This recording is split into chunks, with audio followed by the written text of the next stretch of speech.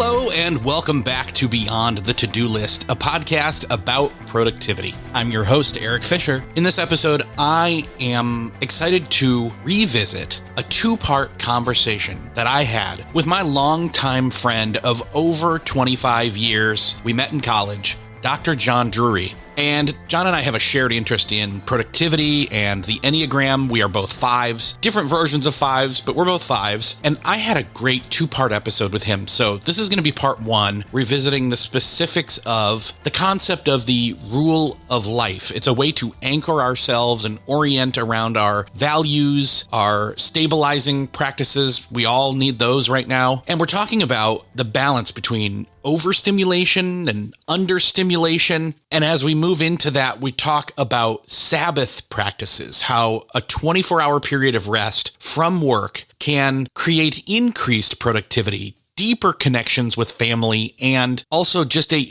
more holistic time management approach that works with you individually, but also you and your family or you and your friends. And then we'll go into part two, which I won't get into right now, but let's just say that one digs deeper into the realm of desert days and retreats and vacations and sabbaticals and how to fit that rest in all different types of increments. So I love talking with John. I do it all the time, but you, I think, are going to really enjoy this part one of this conversation with John Drury.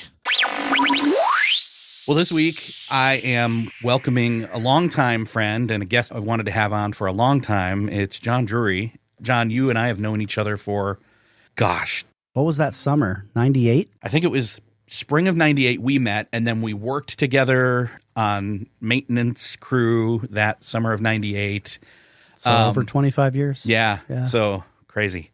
Mutual friend of ours, Todd Bashong, who's been on the show a number of times, happened to say, hey, you should have John on the show. And I said, you know what, I'm going to run with it this time, because I'd been meaning to for a long time. You pitched it a few years ago and then spent more energy doing work for my show than... Yeah, that's true. I helped you launch your own show and all that, so I guess that is where that went. But we'd talked about productivity items and things before, and there's a lot of mutual space there for us to have crossover in that we're both Enneagram 5s, though not the exact same kind of Enneagram 5. So there's some similarity, and yet, I'm this way, and I'm this way. And it's really cool to have that kind of a difference when you're talking with somebody that's got some of those same similarities of how they approach life. So I knew we'd have some crossover there, but ultimately the biggest reason and the instigating reason Todd said John should be on the show was bringing spiritual practice. And that word practice really qualified and added onto the word spiritual for me. We've had some kind of conversation on the show before when it comes to spiritual practices, but not, I think, in the way that we're talking about it or the way I want to talk about it with you today.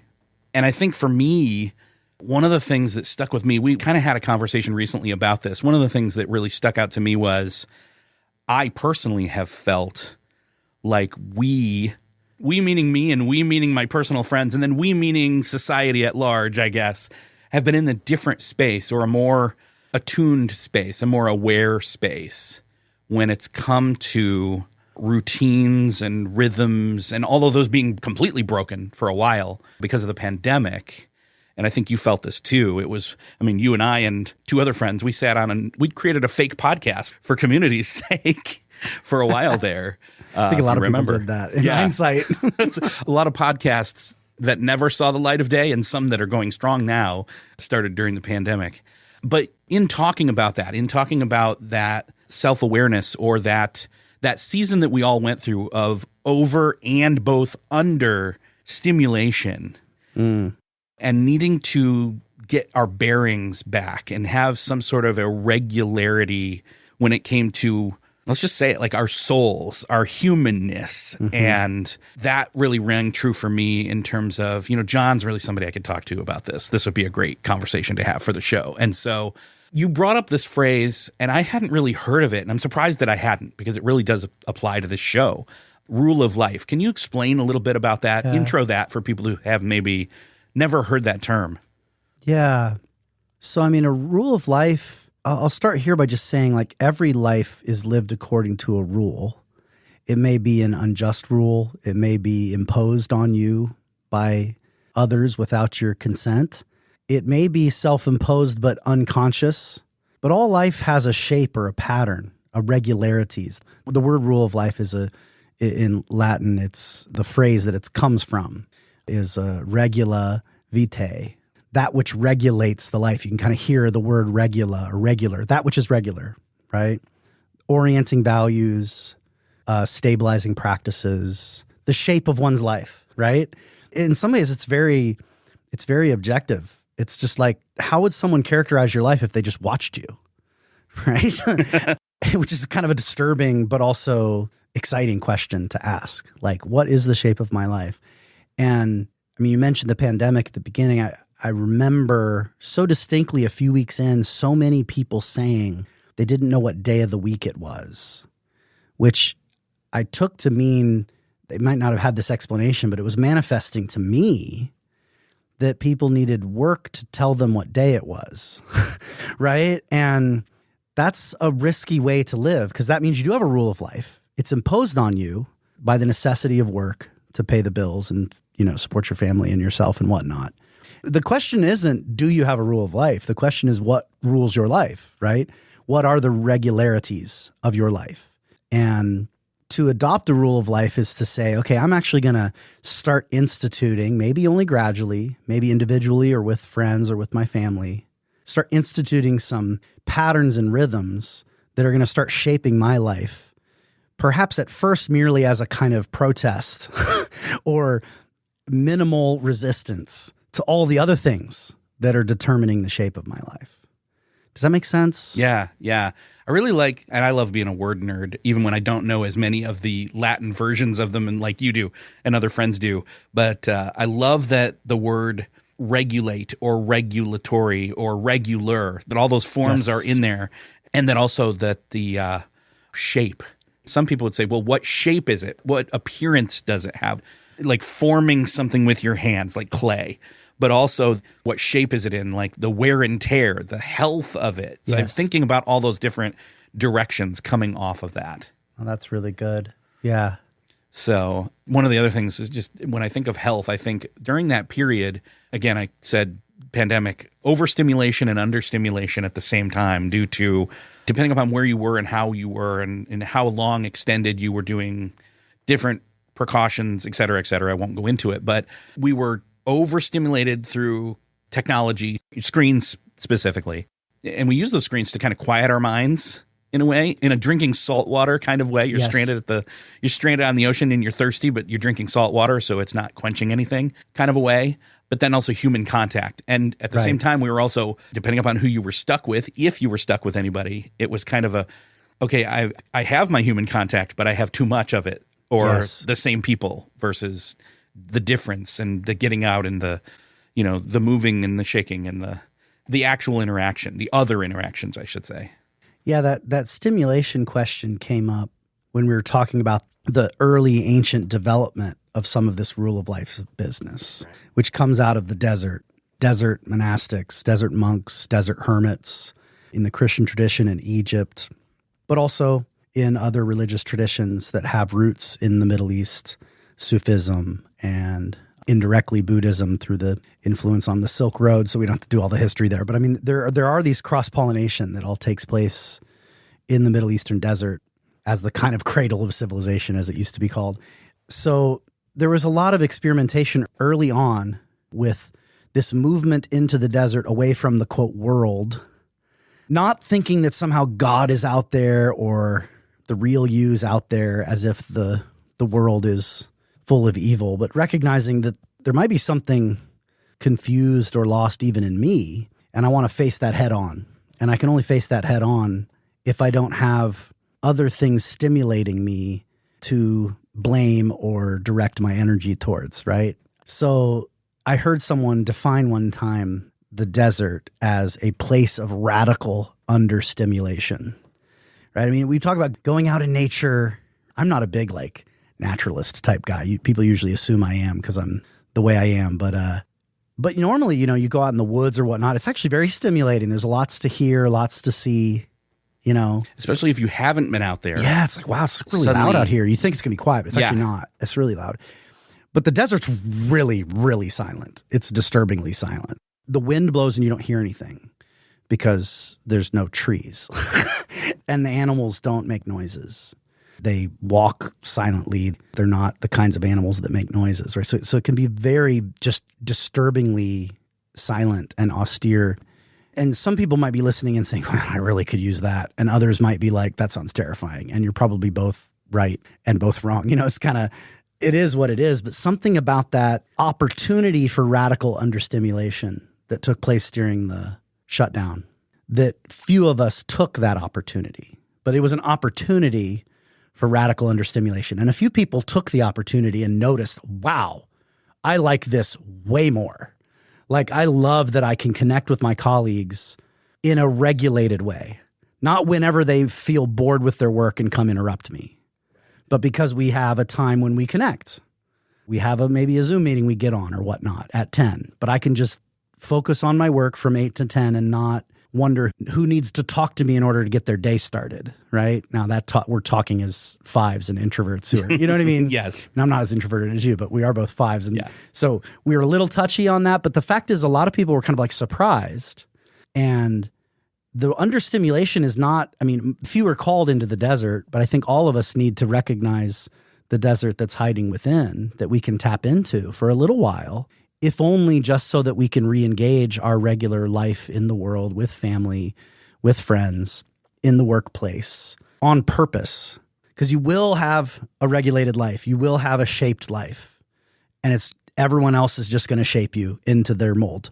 Culture, society, your bosses, your spouse, your children, your communities of various kinds are just going to they're going to put you into molds. And it's going to drive you nutsy.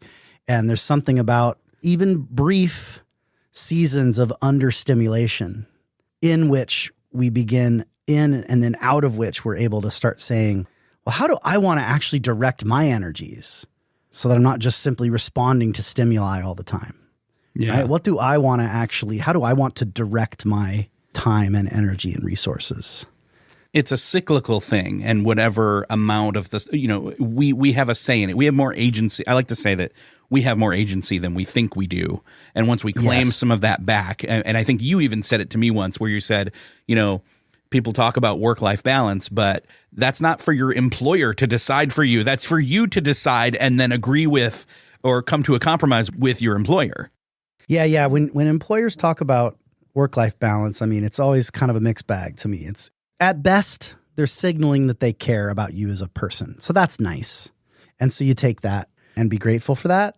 It's couched it's not for in them all to the manage, though, man. It's not for them to manage, because at the end of the day, that means that it's work-life balance on the term set for the work-life balance is the work, right?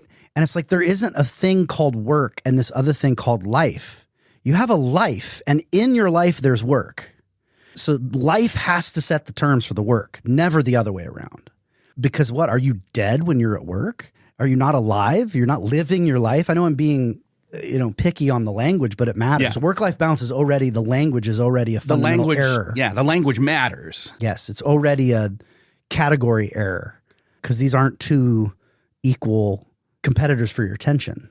Yeah. Your life is your life, period. Right? Yeah. And a life consists significantly of work. Work is a big part of life. Work is a beautiful part of life.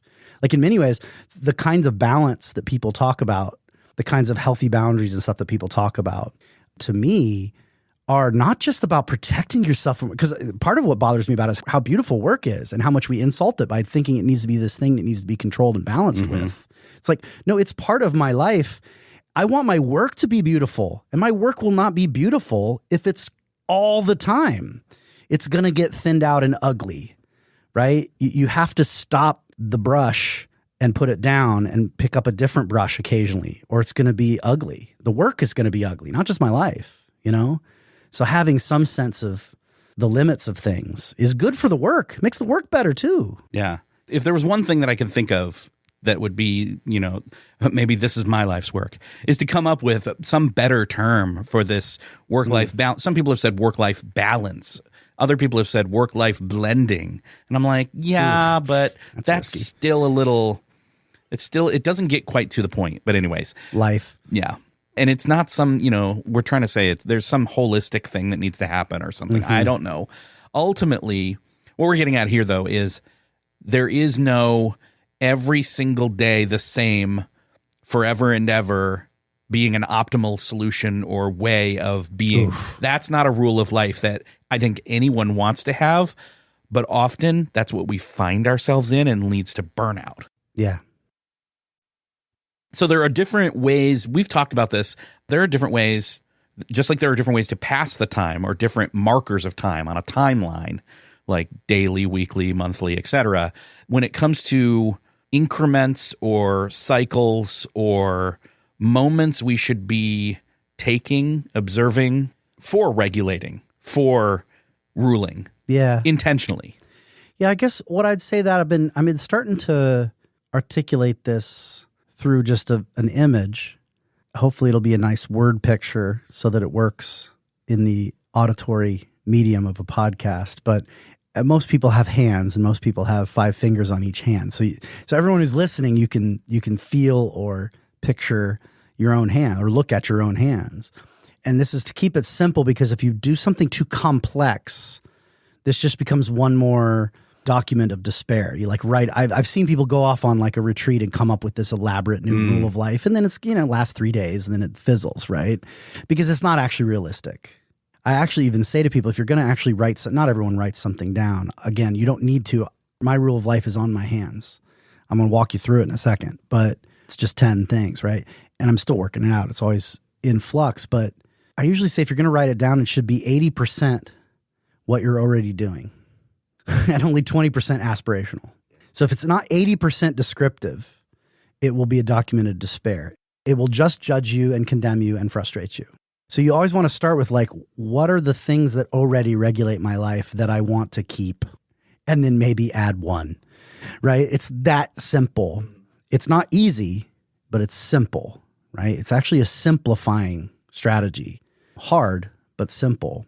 And so I take the hands and I do that on purpose because on one hand, you want to start to articulate 5 orienting values, right? 5 orienting values. And I'm actually not going to talk about those because I don't want that to overdetermine the conversation. So I'm just going to kind of set that aside. And those are personal for you. Exactly. They're not, you don't want to prescribe something to somebody here. That's for them. Yes, exactly. So I'm going to set that there, but that is where you need to kind of start. Well, you kind of do this. You do both hands at once. They go back and forth because often certain practices reveal to you what your values really are. So you kind of go back and forth. It's not a lockstep, regimented process. Correct. And it's not linear. It's back and forth. So some orienting values. So, I'll give an example of ones I've heard other people use so that it's not about me, but I will be specific about mine on my other hand. Great. When I get to those, but I'll give some mentions. So some orienting values would be literally, this can sound cheesy and silly, but these tend to be a little more abstract because these are the more aspirational. When people say family's important, you know what I mean? Like that's okay to say that, right? You might want to be more specific, like quantity time. We're not going to just try to have quality time. We're going to actually have quantity time. We're going to block time together. I heard someone use that term one time together. I heard someone say, quality time's the thing we made up for to feel less guilty about how little we are around, right? How about quality time's the thing that happens on accident while we're spending large quantities of time with our family, right? Yeah. So quantity time with family, again, that's not actually one of my 5. I do value that, but that's not how I would put it. That would be an example of an orienting value, right? And again, you want to try to be objective. Like if someone followed you around for a week, what 4 orienting values would they say kind of sum up how you make decisions and spend your energy? And I say 4 because, maybe there's one that is a value that is not being expressed yet. That's the aspirational one that you might add, right? That's where the 80% rule comes in, right? 80-20. 5 means 4 out of 5, right? So does that make sense? And that's kind of new. I used to not have that part in my rule of life. My wife was really pushing that, of course, because that's how she would think. She's an entrepreneur and she's much more directed towards aspirational and towards the future and towards the new. So she's like, what are our values as a family that orient us, right? So she's the one who pushed me on that. So that's new. That's the other reason I can't list my 5s. I actually don't have them all set. I have like 3 maybe. And we're actually working on that this July. Mandy and I are going to spend some time on that, terms of our family rule of life, using this same structure. Because I'm a lot more oriented towards like the past and the rhythms of life, which is the other hand. But is there anything you wanted to say about the values thing before I move to the practices? Because the other thing is 5 stabilizing practices. Mm-hmm. So it's orienting values and stabilizing practices. I like how I was going to use the word fluid, but I don't think that that's necessarily the right descriptor. I think it's something more along the lines of, again, it's not boxed in. It's not set in stone. It's not you went away, and which we'll talk about going away at some point here. But I think you even said it. It's not that you went and you came back and you had, here's my life's manifesto, and now this is my 5-year plan. You know, it's more adaptable. Like, it's more it's not oriented towards goals. Right. It's not trying to accomplish anything. Yeah. It's to be lived. Yes. Right? So goals is how you accomplish things. Goals, and then you break up goals into steps. Right? That's a great way to accomplish something. Well, you know what the final accomplishment of life is? It's called death. Right? So that's the goal of life, is death, which sounds ridiculous. Of course, that's not what it is, although it's kind of true, but I am into desert spirituality. We can get into that maybe next episode or whatever. But it really is. It's asking, no, I actually want to live and die well. A life well lived. That means the whole thing is the goal. The whole thing. Not the end game. The whole thing. Just the way I live it now and tomorrow and the next until the end. It's the way I'm going to live my life. Not what I'm going to accomplish at the end of a series of steps. But what's being wrought in me as I live it. Right. And so it has to be thought of more in terms of a way of being, a form of life, more so than a goal that I'm moving toward. Although that language is fine, but like, you know. It's about what the life is you're living now and the fruit you're bearing now, not just someday down the road. Yeah.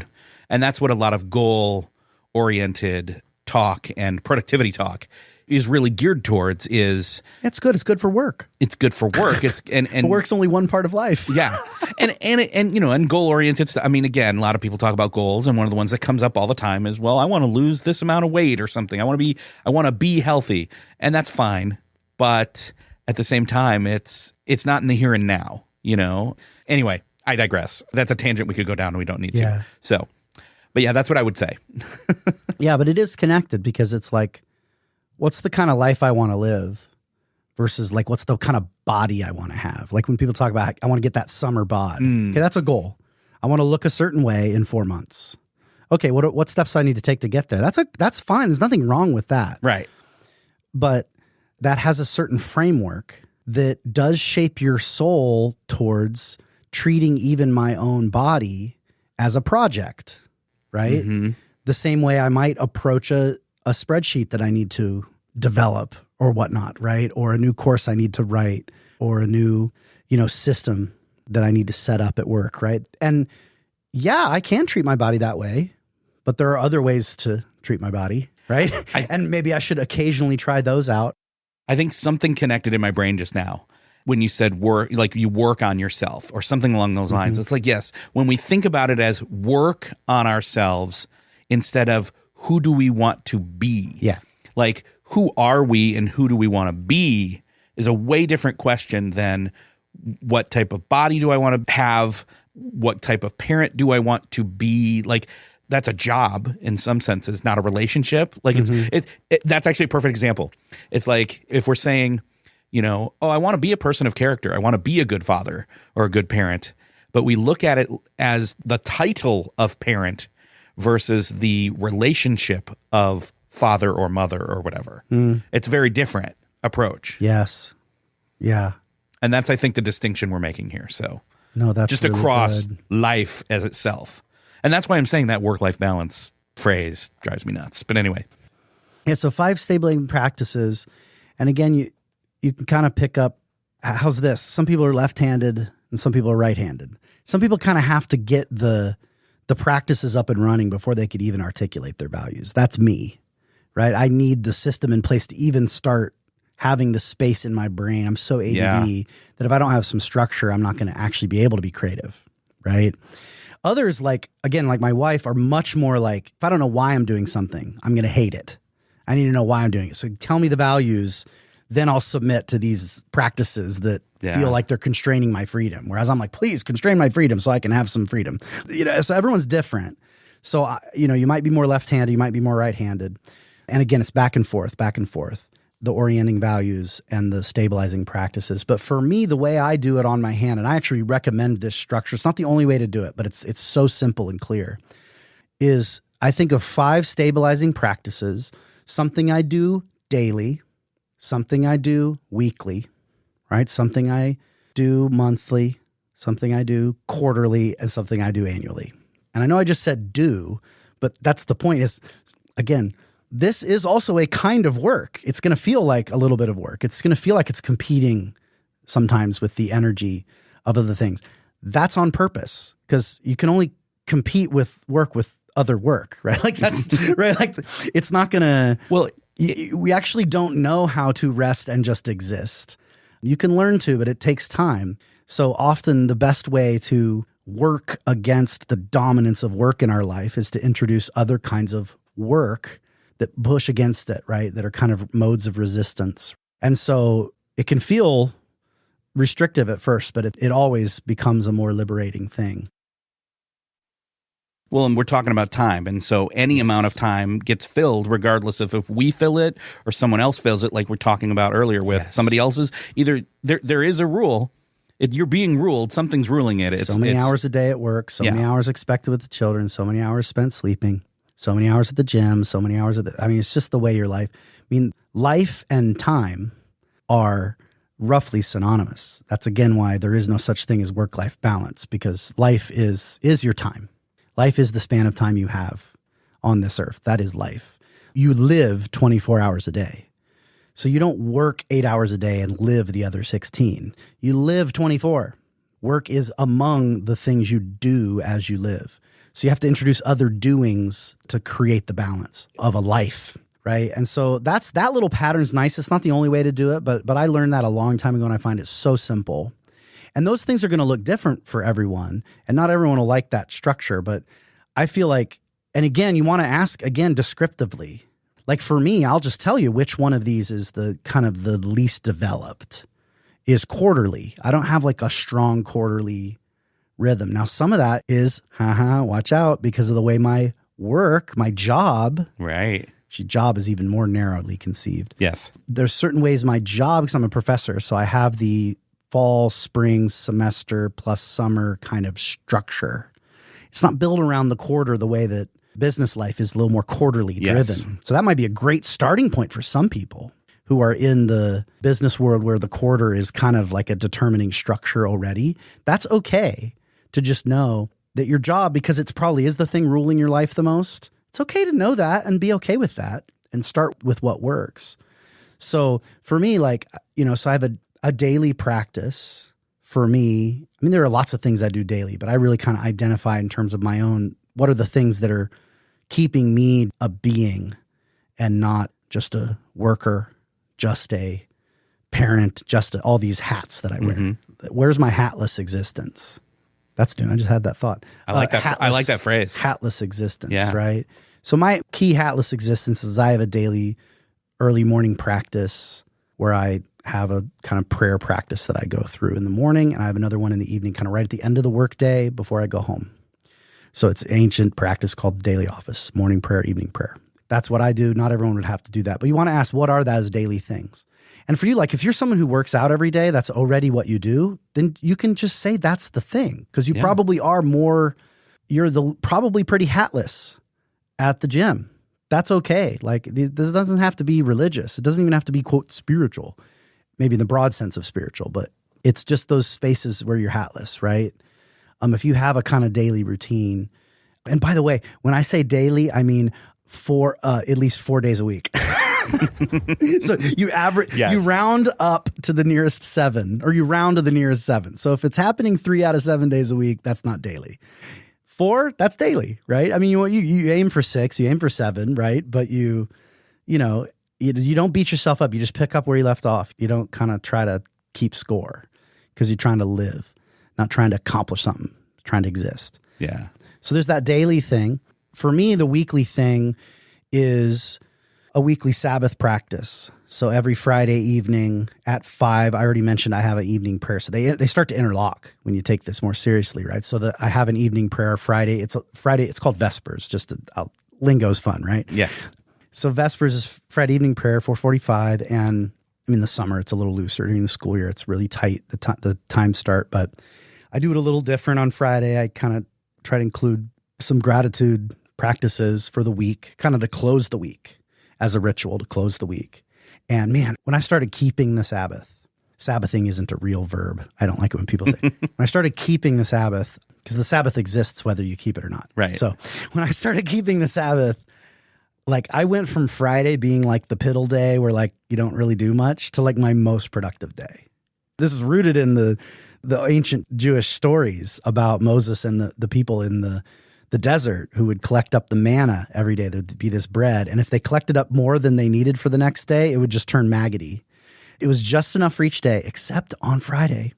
On the 6th day of the week, they would all collect a double portion and it would keep an extra day. And this, by the way, this is before the commandment to keep the Sabbath. So God already kind of provided that pattern, that rhythm, that shape of life was already existing before it was instituted, which tells you something, right? What's already in your life that's already been given to you as a gift by maybe the way you were raised or some patterns that your spouse has kind of drawn you into just to get on the same page, right? Or your work, again, your job. Your job may have given you some rhythm. That's a gift. Yeah. Take that. That's okay. Like, I don't know, we call it the weekend, right? I don't call it the weekend. I call it the Sabbath and I call it the Lord's Day, the last day of the week and the first day of the week. I don't use the language of weekend, but that's just me being a fuddy-duddy religious person. Yeah, so that's Sabbath practice. And it's just, I don't read or respond to emails for 24 hours, 5 o'clock Friday through 5 o'clock Saturday. And I communicate that clearly. People know that. Most people can respect that. It starts in the evening because I'm not going to work on Friday evening. That's not that hard. I'm going to sleep Friday night into Saturday morning. I'm halfway through my Sabbath before I wake up on the 7th day. And it's good that it begins with sleep, right? Because sleep is actually your most hatless thing you do, right? Like the most hatless thing is that sleep, right? Yeah. But that Sabbath sleep's extra special. A lot of people, when they start hearing about Sabbath, they pick a day of the week. And I'm like, what are you talking about? Like they'll say like, oh, I'm going to Sabbath on Saturday. I'm like, okay, when does Saturday start? When does it end? You know, okay, well, midnight to midnight. I'm like, are you up at midnight? Well, not necessarily. It's like, so you're sleeping through both of them. Okay, so you're trying to take a 36-hour Sabbath. That's actually going to be hard to keep. You're going to cheat. Yeah. Right? Pick a 24-hour period. When does it start and end? The Jews would practice Friday night to Saturday night, sundown to sundown. Mm-hmm. I do something like that, 5 to 5. My wife does 3 to 3. She goes home a little early on Friday afternoon. She wants us to start earlier. And man, she gets that laptop out at like 3 on the dot on Saturday and does a couple things, that she thought of during that downtime. Yeah. Right. And that's just playtime. For me, it's just about being off the laptop, not being available via email, not responding to texts from my students, even though I really want to. And you enjoy that though. I love it. But I love the work too. See, that's the thing. We could jump in here, but we're not going to. We could do that's a whole separate episode actually in the future. Well, we got 5 episodes here. I guess we could. One on each. Right? What we could do is we could jump in and say the differentiation between the word work and the word job and all of that. What I want to get at here is, I'll mention that I work 6 days a week. I go to my job 5 days a week. I work 6 days a week. Right. That distinction alone has been very empowering. And I think the thing for a lot of people, especially parents, they think, okay, but if I've worked 5 days of the week and then over the other 2 days, I still am. This is the same thing where it's like people have the issue, and I did too, when they talk about parents being babysitters, where it's a different way of wording it. It's a title or it's a function, not a relationship. And so a lot of people are like, well, if I did keep the Sabbath, no, let me rephrase. They don't think of it as keeping it. They think of it as doing it. And there's a difference there too. What I'm trying to get at here is keeping the Sabbath means you're not getting in a hyperbolic chamber and sitting there for 24 hours. Oh, no. It's very different from that, but it is different from the rest of the week. Yes. And I want to maybe say, what are some of those differences you've seen? Well, one thing that I loved is I heard a rabbi one time talk about he uses a pen a lot. He was a teacher. He graded papers. He was a writer. So he hand wrote his first drafts. This was an older time when this guy told this story, but although I still handwrite a lot too. So he used the pen a lot, and he just made a rule for himself that on the Sabbath, he would not touch a pen. Doesn't mean he can't pick up a paintbrush. Doesn't mean, and he even could say, like, I could pick up a pencil and colored pencils and draw, but I don't use a pen. There's 24 hours a week I don't use a pen. Right? And now that can sound like really legalistic, but it only sounds legalistic because it's specific and it's concrete. But it's self-imposed. He found a thing that is almost like a symbol of the work. Do you know what I mean?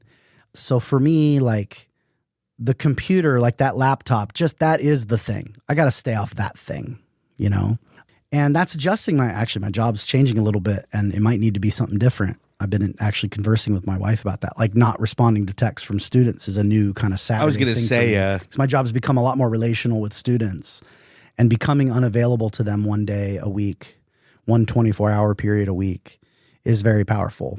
Things like that. So it's just kind of learning what those things are. And often it's like one thing. Karl Barth would say that. He'd say, what's one thing you step away from and one new thing you add? Just one thing, right? So what's the one thing I don't permit myself to do for those 24 hours? And then what's that one thing I add that gives life? I just had the mental picture of Indiana Jones where he grabs the one thing and swaps it with the other. Oh, it's perfect. It's perfect. So, yeah. It's perfect. Although it does kind of go down. It doesn't work. It's not a good. It's an example of a good mental picture. It's not a good example of it working, but take it out of context. Imagine the weight. He had gotten the weight better. Yes, imagine the. And again, trial and error. Yes, trial and error. So yes, interesting. Yeah, so there's that swapping in and out, right? And then you put it back. Yeah. So you've already said you and your wife have different time frames here. She's 3 to 3. You're 5 to 5. Mm-hmm. What about the kids? You've got 3 kids. How do they factor into that, and relationally especially? Yeah. Well, I mean, it's always in flux as they grow older. So that's true. Seasonality with them is very key. Our middle one just became a teenager. And so we're in transition. So I don't have a lot of insight on that front. But I will say that they're palpably aware of our presentness toward them in that time frame. That doesn't go unnoticed. So in that regard, it's felt. Yeah.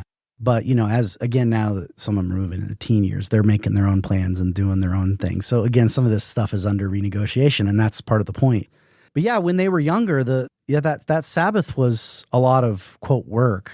I would be tired at the end of that day because kids are just more draining when they're young. But they were more draining when I was trying to sneak a little bit of work in.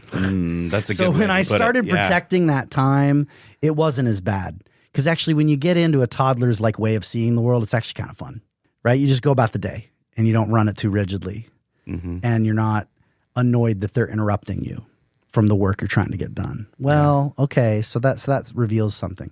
I do a lot of manual labor on Saturday. That's when I weed. That's when I mow. That's when I do cleaning projects. Again, because I don't think I'm not legalistic about these things because I don't work with my hands for my job. Right. Same here. So for me, I'm getting out of my head into my body on Saturday, either through athletic sport activity or through manual labor. So for me, that's crucial on that Saturday, but at a different pace, not running a rigid schedule, kind of taking it a little looser. Yeah. It's about flipping those switches. I've said this a million times on the show where it's like when you take a break during the work day, so to speak. There's another term that kind of needs to be shot in the foot. Maybe.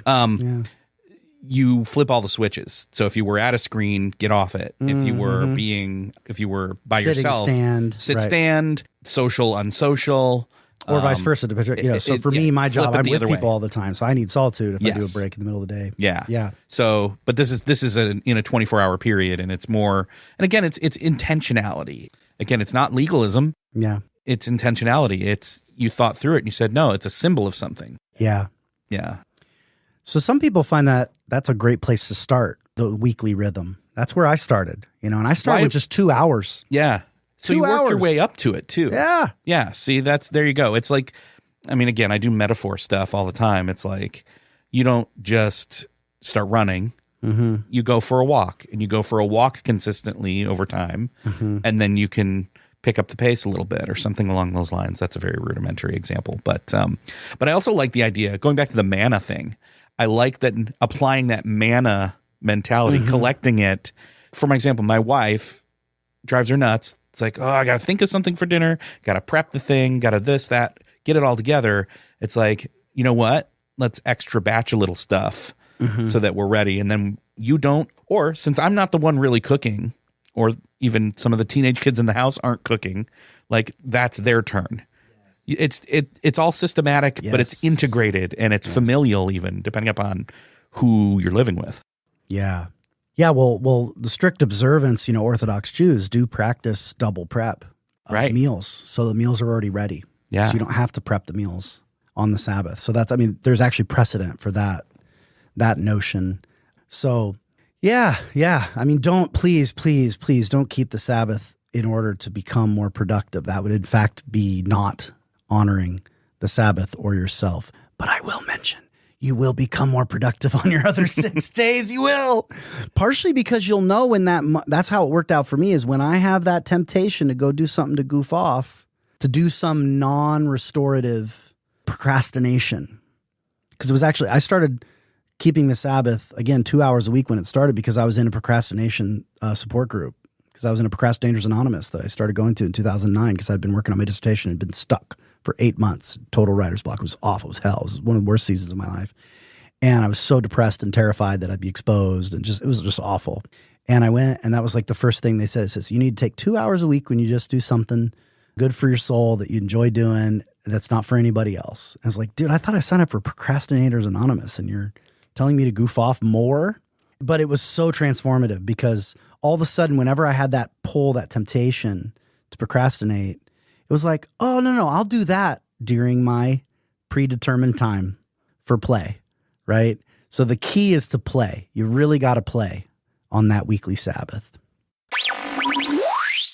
Well, that is another podcast to cross off your podcast listening to-do list. I hope that you enjoyed listening in on this conversation, or at least the first part of it, with John Drury and myself. And again, if you enjoyed this conversation, stay tuned for later this week, when part 2 will drop. And then stay tuned, because at some point here, as we're nearing the end of the college semester, he and I are going to craft what is the next probably 2-part episode, because we always sit and talk for a long time. And why not split it into 2 really focused podcast episodes, right? So if you enjoyed this, share it with somebody you know needs to hear it. Stay tuned for part 2, and then parts 3 and 4, I guess, or 1 and 2 of a different topic or an extended topic later this spring, early summer. If you want to share the episode, you can hit that share button in your podcast player app of choice where you're listening to this, or head on over to the show notes at beyondthetodolist.com. Thanks for sharing.